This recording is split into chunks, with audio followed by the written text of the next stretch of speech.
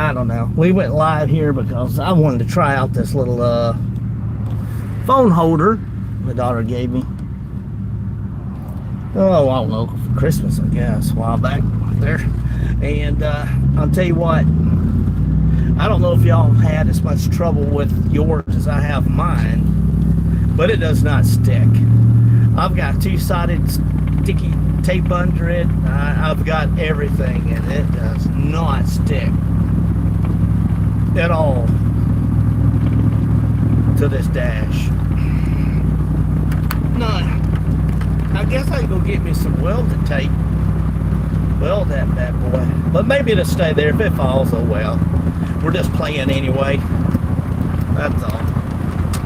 Mama's at the doctor today. Niece has her there, so I don't have her to talk to. Wife's at home watching Morrow Family, or whatever that stuff's called on YouTube. Morrow Family, or Morrow Farm, whatever it is on YouTube.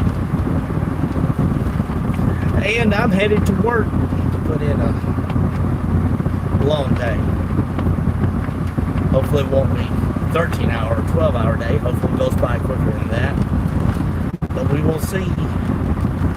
So I thought I'd just jump on here and kind of let y'all know about, I seen a comment earlier on my video about training Simba with that collar. They asked me where I got the collar from. Well, I believe the wife ordered that joker from Amazon. I'm not sure, if I'm not mistaken. So it's not like a very high dollar collar at all. It's just a standard little dog collar that has like a little whistle on the remote, vibration on the remote. It does have where you can hit and it shocks on the remote. There's settings on it which I didn't see until this morning.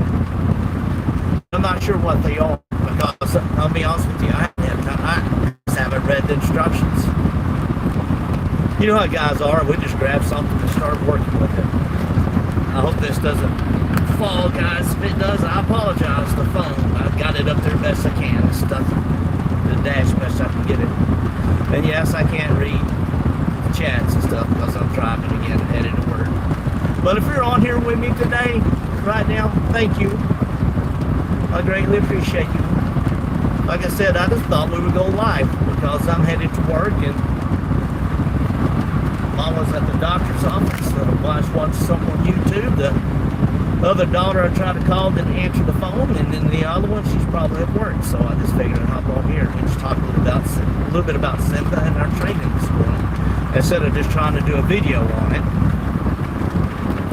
So I've been working with Simba now for a couple of weeks, and what I'm trying to do is I'm trying to calm him down. You know, as you guys know, the ones that have watched this channel for a while, Simba was a rescue dog, and I mean he's aggressive since we gave him shots for the heartworms. He had that bad when we got him, so I mean we had to do what we had to do to get those heartworms taken care of, but it kind of changed his little attitude. And I mean, so I've been watching some stuff on YouTube. These trainers talk about how to use a dog collar, and that's what I'm doing. It so far has worked well with what we're doing. The guy that I've been watching on YouTube, it's a trainer, talk about how to use these collars. You got to do what he calls baby steps. So in other words, you take him in. First off, you take a topic. Let's just say if you want him to come back to you, right? So you got to work on that. So you take that for the first week of training with a long collar, or I'm sorry, a long leash, and then you work on getting him to come back when you call him. And you use the collar, you push the button, and some of them vibrate, some of them click, some of them make a whistle noise. Mine makes a kind of little bell tone noise. Hard to explain that. But you hold that down until he comes back to you, then you release it and you give him a treat. So he knows that he's identifying that tone with you, if that makes sense to you. So I've been doing that this morning, and it worked really well. Simba normally drags me around in the woods, and he loves going to the park, so he's out of control. I mean, he is. He gets out of the house, he's out of control. He wants to run and all this kind of stuff, which is great. I want him to. I love it when he does that. Most of his life was spent outside, I believe. So he jumped ditches, he ran, he did the creek hopping, he did all that kind of stuff, and I still want him to do it. But he also has to learn to mind. Because that's just to keep him out of trouble. I don't want him into trouble. And God forbid, if he ever got away from me or the wife, right, like off of if his leash broke or whatever, I want him to mind me when I tell him to come back to me. I want him coming back to me and not just running on. I want him to know, I got to come back. So that's what we're working on mainly right now. That's what I call his name. I want him coming back to me. And this morning, he would even take off from me. After we used the collar for a while, he got to where he walked next to me. He would stay right next to me. He wouldn't even take off from me. He didn't drag me through the woods, that kind of stuff. He even actually sat down. We sat down at a bench where we could rest because he was worn out. So we sat down at this bench, and he actually laid down next to the bench with me. He didn't try to take off and stuff. And it's great. I mean, that's great. I mean, just the few hours that I've had to work with him, he's really improved a lot. So if you guys have a dog that you want to train, if it's out of control or aggressive, or you just want him to learn some things, so far with what I've got out of this collar, I'm impressed. I would recommend you to get one. Absolutely. Get one and try it. Get this, like we did, the lowest price collar they have, and give it a shot. Again, guys, I apologize for this phone and this setup I have here. I know it's all over the place. And now, this is not a cheap phone holder, so it ain't bad. It's just, that stuff doesn't stick to the dash. It'll stick to your hand. And I see some of you in there, and I still have one or two people in there that's with me on the live, which is okay. I know it's early in the day, and most of you at work. Like I said, I just jumped on here just because. Why not? And, nobody to chit-chat with but you guys. I wish I could read the comments, but I can't because I'm driving. But I got to figure out something different with this phone holder. I don't know where to put it. If they don't want to stick to that dash, I don't know what to do with it. Like I said, I got freaking two-sided sticky tape that my sister gave me under the little sticky pad thing that holds carpet down on the floor. And if you get it stuck to your hands, I mean, it's, if you guys got any suggestions on this, I'd love to know.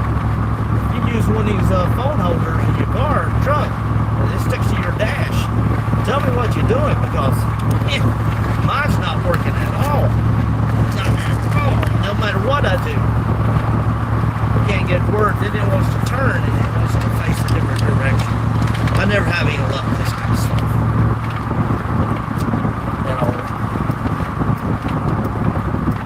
But back on Simba, this morning there's a lot of dog trainers that go to that park.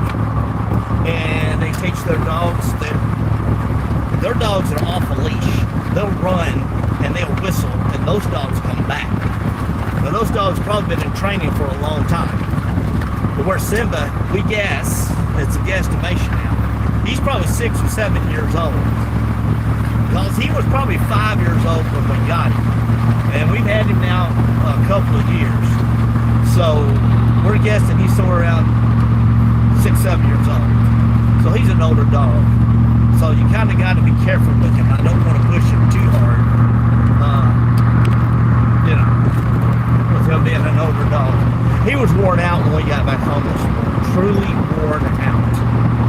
Just what little work we done with him. Now, the trainer we had before, Angie, she said that when you're working,